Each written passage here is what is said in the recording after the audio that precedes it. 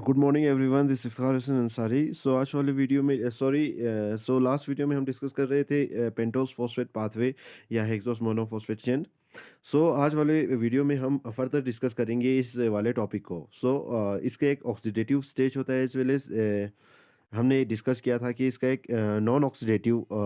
State भी होती है। तो फिर ऑक्सीडेटिव स्टेज जो है हम आज अच्छे से डिस्कस करने जा रहे हैं। अगर हम ऑक्सीडेटिव स्टेजेस की बात करें तो फिर यहाँ पे जो ये वाले रिएक्शन है, इसमें जो सबसे फर्स्ट वाला है जो ग्लूकोज 6 फॉस्फेट है उसका कन्वर्जन हो रहा है इनटू 6 फॉस्फोग्लूकोनोलेक्टोन में। तो फिर ये जो स्टेप है ये इरिवर्सिबल स्टेप है, और यही जो स्टेप है इसमें जो एंजाइम यूटिलाइज होता है ग्लूकोज 6 फॉस्फेट डिहाइड्रोजिनेज, ये जो है इसका रेगुलेटरी एंजाइम है ओवरऑल रिएक्शन का। इस वाले रिएक्शन में, इस वाले ऑक्सीडेटिव स्टेज में आपको देखने को मिल रहा है कि आपके पास बहुत सारे जो है एनएडीपीएच जो है जनरेट हो रहे हैं। एज वेल एज यहाँ पे जो है अगर हम स्टेप वाइज देखेंगे तो फिर फर्स्ट में जो ग्लूकोज 6 फॉस्फेट है पेंटोस फॉस्फेट पाथवे में, इसका कन्वर्जन हो रहा है 6 फॉस्फोग्लूकोनोलेक्टोन में, और ये कन्वर्जन कर रहा है with the help of this glucose 6 phosphate DH dehydrogenase के द्वारा। फर्दर ये जो 6 फॉस्फोग्लूकोनोलेक्टोन है इसका जो है, इसमें जो है हाइड्रोजन एक वाटर मॉलिक्यूल ऐड हो रही है और आपके पास बन रही है 6 फॉस्फोग्लूकोनेट मॉलिक्यूल बन रही है। और यही जो 6 फॉस्फोग्लूकोनेट मॉलिक्यूल है ये फर्दर कन्वर्ट किया जाता है इनटू 5 फॉस्फेट इनटू राइबोलोज 5 फॉस्फेट, जिसमें आपका एंजाइम यूटिलाइज होता है 6 फॉस्फोग्लूकोनेट डिहाइड्रोजिनेज। ठीक, और यहाँ पे जो है जो फर्स्ट वाला स्टेप है और थर्ड वाला स्टेप है, इसमें आपके पास एक एनएडीपीएच जनरेट हो रही है। एज वेल एज यहाँ पे जो एक वाटर मॉलिक्यूल यूटिलाइज हो रहा है, और जो एक कार्बन डाइऑक्साइड मॉलिक्यूल है वो जो है एक्सपेल आउट किया जा रहा है, यानी कि इस वाले रिएक्शन से आपको एक्सपेल किया जा रहा है। ठीक, फर्दर इसके बाद से जो स्टेप्स होंगे वो जो है नॉन ऑक्सीडेटिव रिएक्शंस होंगे, जिसमें जो है आपको देखने को मिलेगा कि यहाँ पे जो है शफलिंग होगा कार्बन चेन का या कार्बन बैकबोन का। ठीक, तो अगर हम डायग्रामेटिकली देखेंगे या मॉलिक्यूलर स्ट्रक्चरल वाइज देखेंगे तो फिर ये जो ग्लूकोज 6 फॉस्फेट है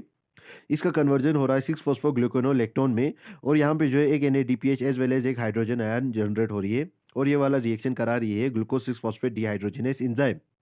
फर्दर यहाँ पे जो लेक्टोनेज एंजाइम है वो एक वाटर मॉलिक्यूल यूटिलाइज करके आपके पास जनरेट करा रही है 6 फॉस्फोग्लूकोनेट, और यही जो 6 फॉस्फोग्लूकोनेट है फर्दर जो है यहाँ पे जो है आपके पास राइबोलोज 5 फॉस्फेट जनरेट कराती है, और यहाँ पे जो है आपके पास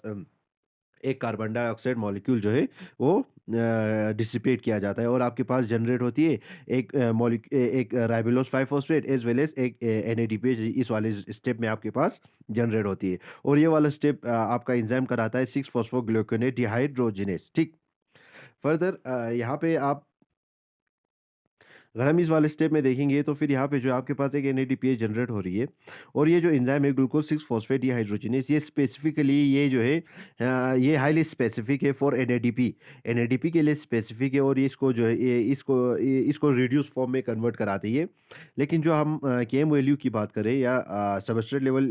रेशियो की बात करें तो फिर एनएडी का जो है नॉर्मली जो है 1000 टाइम्स ग्रेटर होता है एनएडीपी पॉजिटिव से ज़्यादा। ठीक, फर्दर यहाँ पे जो है इलेक्ट्रॉनिक एंजाइम जो है एक वाटर मॉलिक्यूल यूटिलाइज कर रही है, और आपके पास 6 फॉस्फोग्लूकोनेट मॉलिक्यूल यहाँ पे जनरेट करा रही है, आपके ऑक्सीडेटिव फेज के बारे में बात हो रही है। ठीक, और ये जो 6 फॉस्फोग्लूकोनेट है उसे फर्दर कन्वर्ट किया जाता है इनटू राइबोलोज 5 फॉस्फेट, और इसमें आपके पास 6 फॉस्फोग्लूकोनेट डिहाइड्रोजिनेज एंजाइम काम करता है, और यहाँ पे जो ये भी स्पेसिफिक होता है एनएडीपी के लिए, और आपके पास रिड्यूस फॉर्म में एक एनएडीपीएच जनरेट कराती है, और कार्बन डाइऑक्साइड जो है उसको रिलीज आउट कराती है। ठीक, सो अगर हम बात करेंगे, सॉरी, तो अगर हम ऑक्सीडेटिव फेजेस की बात करें तो फिर यहाँ पे जो है आपके एंजाइम्स के नाम अगर हम देखेंगे तो फिर जो ग्लूकोज 6 फॉस्फेट है उसका जो कन्वर्जन हो रहा है 6 फॉस्फोग्लूकोनोलेक्टोन में, तो फिर उससे कन्वर्ट कर रहा है with the help of enzyme glucose 6 phosphate dehydrogenase. Further ये जो 6 फॉस्फोग्लूकोनोलेक्टोन है उसे फर्दर कन्वर्ट किया जा रहा है इनटू 6 फॉस्फोग्लूकोनेट, और यहाँ पे जो एंजाइम जो है इलेक्ट्रॉनिक एंजाइम जो है काम कर रहा है, और यहाँ पे जो एक वाटर मॉलिक्यूल यूटिलाइज हो रही है। फर्दर ये जो 6 फॉस्फोग्लूकोनेट ग्लूकोनेट है वो फर्दर कन्वर्ट किया जा रहा है इनटू राइबोलोज 5 फॉस्फेट, और आपके पास इस वाले स्टेप में जो है जो एंजाइम काम कर रहा है वो जो है 6 फॉस्फोग्लूकोनेट डिहाइड्रोजिनेज है। फर्दर अगर हम नॉन ऑक्सीडेटिव फेज की बात करें पेंटोस फॉस्फेट पाथवे की, तो फिर यहाँ पे जो है कार्बन स्केलेटन जो है उसका जो है रीअरेंजमेंट हो जाती है, और आपके पास जो है non oxidative phase rearrangement of carbon जो स्केलेटन है उसकी मदद से यहाँ पे जो है नॉन ऑक्सीडेटिव फेज चलती है। इसमें जो मेन एंजाइम काम करती है वो होते हैं आपके पास ट्रांसकेटोलेस, जो कि जिसका जो एक कोएंजाइम होते हैं जो कि इस एंजाइम को ट्रांसक्वार्टिलेज को काम करने में मदद करती है, वो होता है थायमीन पायरोफॉस्फेट। और जो ट्रांस अल्टोलेज है उसको कोई कोएंजाइम की ज़रूरत नहीं पड़ती है, ठीक? सो फर्दर अगर हम ट्रांस कीटोलेज की बात करें, जिसमें हम थायमीन पायरोफॉस्फेट की अगर हम बात कर रहे हैं कोएंजाइम की, तो फिर एज वेल एज अगर हम ट्रांस अल्डोलेज की बात करें, तो फिर ये जो है दोनों एंजाइम जो है इस पेंटोज फॉस्फेट पाथवे के इंटरमीडिएट को ग्लाइकोलिसिस के इंटरमीडिएट में कन्वर्ट करने में, ट्रांसफर करने में मदद करती है इनटू ग्लाइसरॉल्डिहाइड 3 फॉस्फेट, ये बनाती है एंड प्रोडक्ट में, as well as fructose 6 phosphate बनाती है, ठीक? फर्दर अगर हम देखेंगे जो राइबोस है, जो हम इंजेस्ट करते हैं, अगर हम राइबोस की बात करें, राइबो शुगर की बात करें, अगर कोई वो इंजेस्ट करता है या खा लेता है थ्रू दिस डाइट, तो फिर ये जो राइबोस जो है ग्लाइकोलिटिक पाथवे में चली जाती है with help of pentose phosphate pathway, क्योंकि हमें पता है कि नॉन ऑक्सीडेटिव फेज में जो राइबोस 5 फॉस्फेट है उसको फर्दर कन्वर्ट किया जाता है इनटू इंटरमीडिएट ऑफ ग्लाइकोलिसिस, जिससे जो है फर्दर जो है ग्लाइकोलिटिक पाथवे जो है, इस ग्लाइकोलिटिक पाथवे में ही जो है मॉलिक्यूल जो है इंटर कर सकते हैं। सो फिर यहाँ पे राइबोस जो है पेंटोस पाथवे के द्वारा जो है फिर से ग्लाइकोलिटिक पाथवे में इंटर कर सकता है, ठीक?